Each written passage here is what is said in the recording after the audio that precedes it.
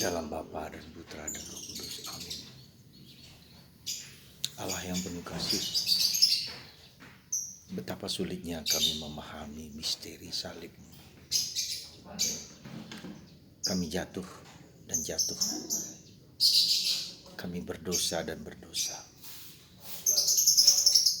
Dan kami sulit memahami kekurangan, keterbatasan salib kami masing-masing. Padahal kami diminta untuk memanggul salib kami bersama Yesus. Bantu kami untuk mampu dan bisa memasuki misteri salib-Mu. Terpujilah nama-Mu kini dan sepanjang segala masa. Amin. Para saudaraku terkasih, hari ini Yesus mengatakan tentang sekali lagi salibnya. Dia akan dibunuh, dia akan disalibkan, dimakamkan karena perbuatan dari para tua-tua, para ahli kitab, dan para orang Farisi. Hal itu dikatakan Yesus ketika Yesus dikagumi karena melakukan banyak pekerjaan yang tak pernah dilakukan oleh satu manusia pun. Semua orang kagum akan kata-katanya. Saya bisa membayangkan para murid dan mungkin banyak orang yang mengikuti Yesus seperti berada di puncak dari perjalanan hidup mereka. Kekaguman, kebanggaan, kehebatan, bahkan mungkin kesombongan.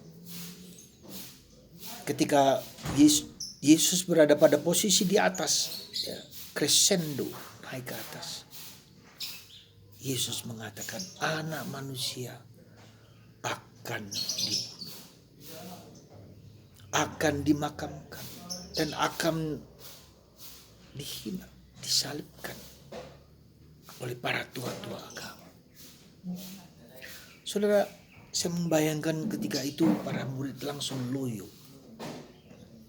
Para murid langsung tidak semangat lagi.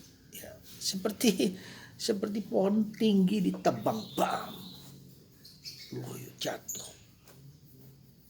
Saudara, dan Yesus mengatakan sekali, dengarkan dan camkanlah. Ya. Sekali lagi kata-kata itu, dengarkan dan camkanlah.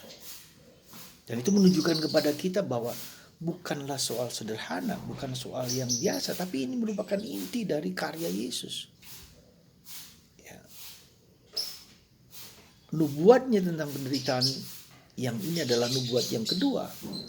Dan ada nubuat yang ketiga. 3 kali Yesus mengatakan bahwa anak manusia harus menderita sengsara. Dan itu tujuan dari seluruh karya keselamatan Yesus. Dan itu pula yang dilihat dan dialami oleh Santo Paulus. Nah, kita diajak untuk masuk ke dunia seperti itu. Apakah kita mau? Apakah kita bersedia? Mungkin secara pikiran kita bisa dan mau. Tapi jangan lupa, tidak selalu bisa dan tidak selalu mudah. Maka saya sebut ini misteri. Karena tidak mungkin dimengerti oleh manusia, maka para murid juga tidak mengerti dan tidak memahami dan tidak mau bertanya. Karena memang bukan sesuatu yang diselesaikan, kehidupan ini diselesaikan dengan problem, masalah, selesai, solusi. Tidak. Misteri. Kita hanya bisa diajak masuk ke kedalaman itu tanpa bisa paham seluruh karya penyelamatan Yesus.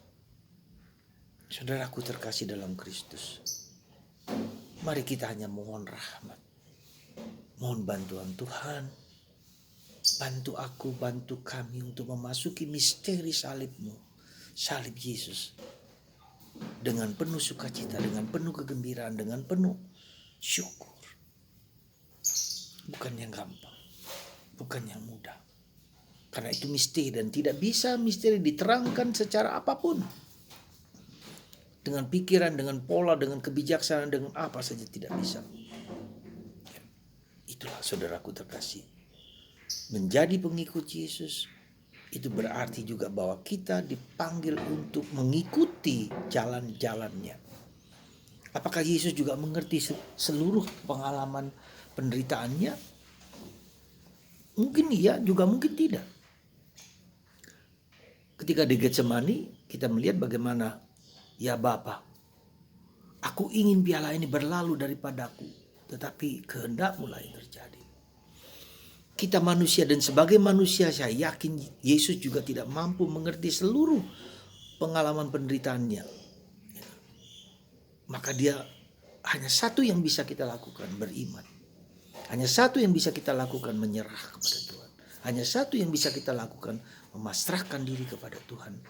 Mengizinkan Tuhan memberikan diri kita di dalam tangan Tuhan. Dan itu mempersembahkan diri kita ke dalam tangan dan rencana Allah. Yang pasti, saya yakin yang pasti baik bagi kita. Yang pasti berguna dan bermanfaat bagi kita. Yang pasti, sekali lagi saya memastikan, ketika kita berani mempersembahkan hidup kita kepada Tuhan, itulah jalan terbaik dan itulah jalan salib.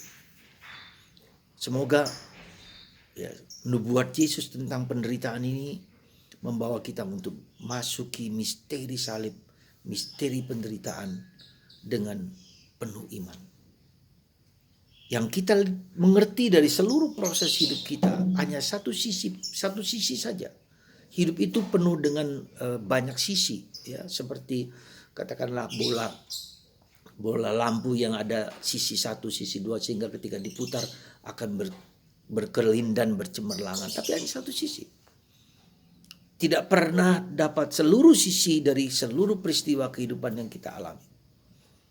Baru nanti kalau kita berada di surga, kita mengerti apa yang sesungguhnya, senyatanya yang Tuhan kehendaki bagi kita. Dan untuk itu, pada waktunya Tuhan akan membuka seluruhnya. Tapi sekarang, Tuhan hanya minta kepada kita untuk menerima, untuk mempersembahkan diri kita, untuk beriman.